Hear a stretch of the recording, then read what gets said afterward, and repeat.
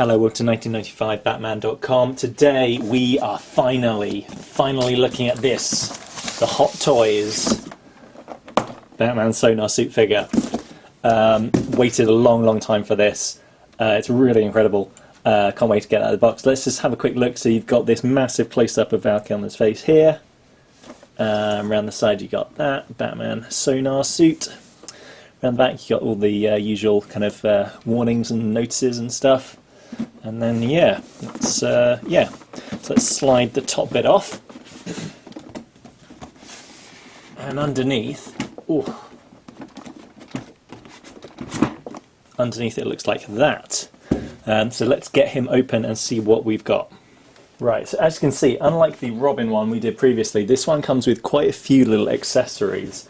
So you get quite a few little gadgets. So first off, you've got this Sonar Batarang, which is very cool. Now it doesn't twizzle as it did in the film, but you do have a closed one like that, so you can swap whichever one you want out. You also get this thing, which I think is sort of like a kind of net launcher that he had in the film, kind of underwater, and fired at all those Riddler's henchmen underneath the water. That's very cool. You've got a couple of these things, which is the grapple hook. Now this is a really cool one. As you can see, it's on a stick, so you can actually kind of make it sort of come out from his gauntlet as if it's sort of firing through the air. Very cool. And then the last one is this again. I think this is one of the ones that you can clip onto. Right, so that's the thing that clips onto his arm. And then you can either put the tiny little Batarang there, or you can swap it out for the one that's actually firing. So yeah, some very cool details. Oh, there's one else that I've missed here. Now this is, I don't quite know. Actually, if I'm totally honest, I'm not entirely sure which. It looks like it goes into his hand like that, and it looks like some sort of like cutting device thing, but I can't quite remember. Is it the beginning of the film when he's fighting in the bank? I'm not entirely sure on that one. Cool nonetheless. Very happy that they did all these extra gadgets, because obviously the Schumacher films are quite gadget filled. What else down here? Oh, those are some spare pegs. You also get like a number of different hands. So this one, for instance, is designed, with his fingers kind of like apart like that. So you can fit kind of like a Batarang or whatever in there as if he's throwing it.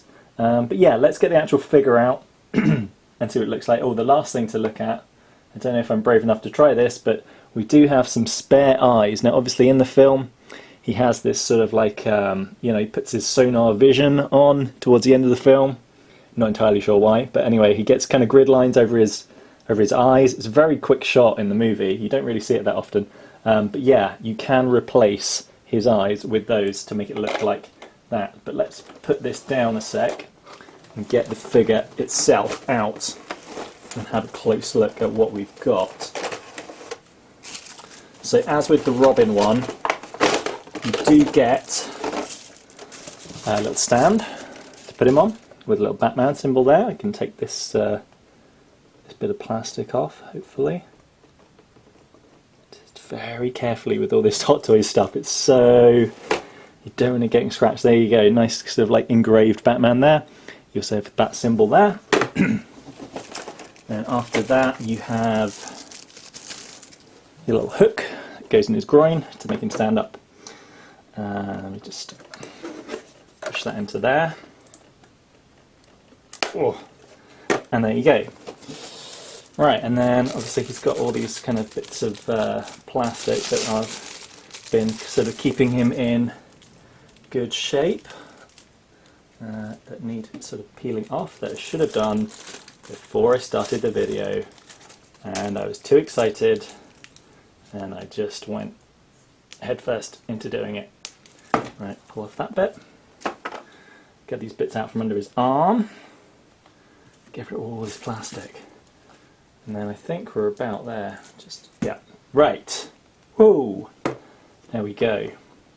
That is your figure. Let's go in close and have a look at some of the details.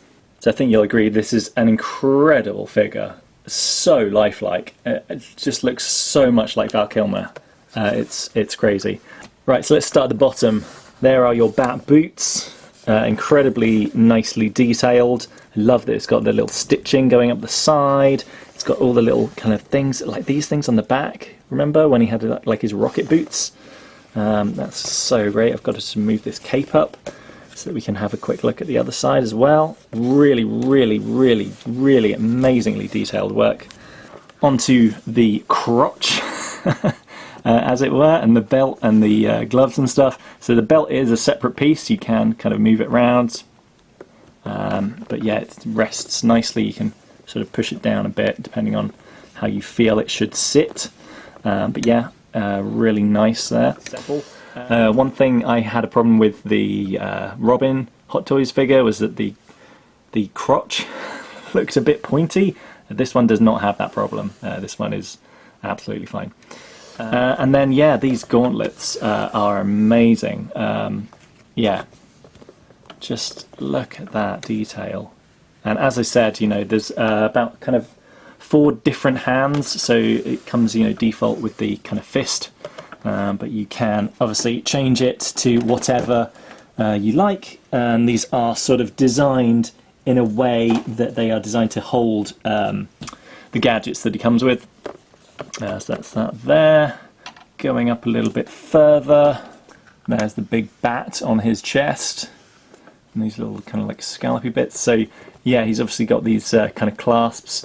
Now the clasps don't actually hold the cape. The cape is actually stuck into the back of the cowl. But yeah, let's just move that. As you can see, this is a really nice kind of leathery. They've tried to match the sort of leathery quality of the cape, and it's really heavy, really weighty. I'm just trying to see if it's got any wire or anything in it. I don't know that it does. No, I don't think this does. Now the Robin one did have a bit of wire, but this one doesn't, because I'd guess, you know, it didn't really move in the movie. It was designed really just to be, you know, hang from his shoulders. So I think it looks best when you, it doesn't look great kind of on his shoulders, but kind of sweeping them back. Looks really nice there. As I said before with the, you know, the Robin figure, this isn't really designed to be posed into too many different poses, you know, because when you lift the arm up like that, or crunch it like that, or bend it, you know, the rubber parts of it do sort of weird stuff. They bend in weird ways, but do you know what? I think that is probably representative of the suit that Val had. Probably did the same thing, you know, it probably did bunch up, but it was shot in such a way that you didn't really notice. So don't expect to be able to pose this in too many figures. You know, you're really going to want yeah, it just in a kind of neutral kind of statue pose. But then, you know, towards the end of the film, that's pretty much all he did in this suit anyway. But yeah, so yeah, as you can see, yeah, so the arms, whoops, the arms, you can just pop these off very easily actually, and then pop on whichever one you want. So for instance, you got that one, just going to squeeze it on. And there you go, and then you can put, you know, I guess that one is probably for the Sonar Batarang, I would guess. You know, if you want him to kind of hold it in that sort of way.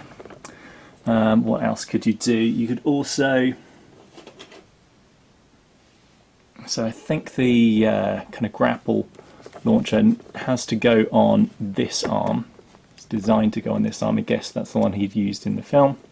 Again, you just sort of like clip it around the gauntlet like that. I think that's right.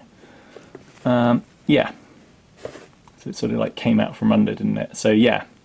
So you just sort of like have it like that. And it doesn't quite seem right. Let's just pop his arm off and try that one more time.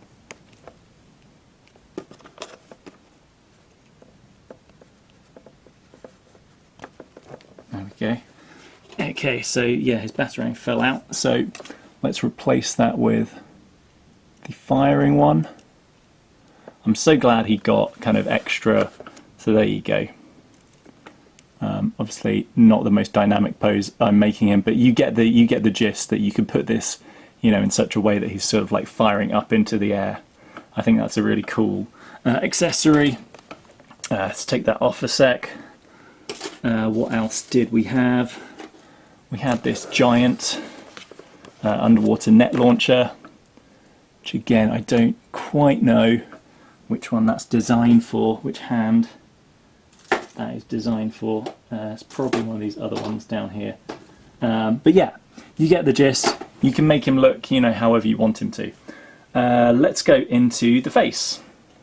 Face, I think, is the main selling point. That is an incredible lifelike Val Kilmer. They've really got the lips and the eyes. You can apparently take the head off. I'm going to try and take the head off later. You can take the head off and remove the eyes, so the eyes all come out as one piece. You can actually choose the direction of the eyes. I don't know whether I really want to do that. Apparently other people have tried, and he is prone to sort of going a bit cross-eyed if you don't kind of set it right. But yeah, I think that is an incredible Val Kilmer. It's so lifelike. I love all the little details. I love the little kind of air holes they put in the side of the cowl like that. Just going around the back there. That's what he looks from the back. So as you can see, yeah, he's got a humongous cape. It does go out quite far, so you know, if you did want to pose it, you could, I guess.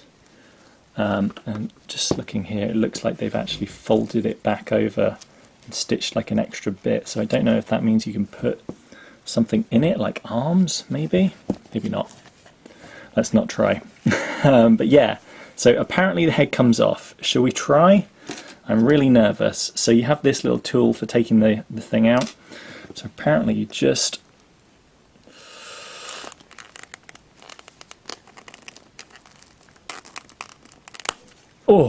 that was nerve-wracking. That's what he looks like without it. So as you can see, the cowl is sort of all one piece, and you can go into there. Now, can I do this without looking it up? After much cajoling, there is your Val Kilmer eyes, separated from the cowl. Right, now let's try and put the Sonar eyes in. So, Sonar eyes ready, cowl ready, so I guess we just sort of push it up, try and push it in with the old tool. Let's try this. I must admit, you know, it is nice that they've captured what was an incredibly small part of the film and tried to, you know, do their best to make it look like it did. I love movie accuracy in these kind of toys. Hey, there we go. That is your Val Kilmer with Sonar eyes. So we can stick this back on here, and yeah, it looks kind of cool actually. I remember them being a little bit more sort of like vibrant electric blue, but you know, I kind of like it. Yeah, I think that's really cool. I love that they give me the option, and actually it wasn't as massive a trial as I thought it was going to be. Okay, hey, a few seconds and I got his head back on, and he's back to being plain old Val Kilmer. Great. So, I'm so glad about that. I really had worries that I was going to break it. But yeah, as I say, with the Robin figure, you know, as well, this is not the kind of thing where you can really pose it. I think if you really do want to pose stuff, I would get the McFarlane, the smaller McFarlane, you know, 7-inch figure, because this is really just for sort of putting on your display case and sort of, yeah, just having in a neutral kind of standing pose. I don't think he's the kind of guy that you will really want posed into too much of a dynamic space. But I mean, look at that accuracy. Let's just get the let's get the McFarlane one for comparison. Like, I really like the McFarlane one, and you know, looking at it, they did make it a bit more of a shiny blue. I think this Hot Toys one is much more accurate to what it looked like in the movie. So let's just pan out and put him alongside Robin. So there you have it. There is the Batman and Robin Hot Toys side by side. I think you'll agree these are absolutely incredible. I am so happy we got these. Obviously there is the problem with posing them. You can't really pose them, but in terms of having a really lifelike version of Val and Chris O'Donnell, it's incredible. Just for comparison, here is the old Kenner toy that we used to have back in the day, and here is the McFarlane. Obviously we're going to get a Robin. We're going to get this re-released with the McFarlane Batman Forever wave, so it'll be interesting how those will compare when they come out. But yeah, I think this is, I didn't think I was going to get these. They are a lot of money. They are an incredible amount of money, but you know, if you shop around, you can find reasonably priced ones. And I just will say that, you know, it is kind of worth it. It is a kind of thing where, you know, they're not gonna do this again. So you got to get these now. So yeah, that was the Hot Toys Batman and Robin. We will be back though to do more 1/6 scale figures. Yeah, it turns out got an itch now for 1/6 scale figures. But who are we going to do next? It's certainly not any licensed toys. Hot Toys only did this Batman and Robin. Doesn't seem to be that they're going to do a Riddler or Two-Face. But some other companies have done some other figures. So yeah, we're going to get some other figures out and we're going to do some more reviews. So I will see you guys next time.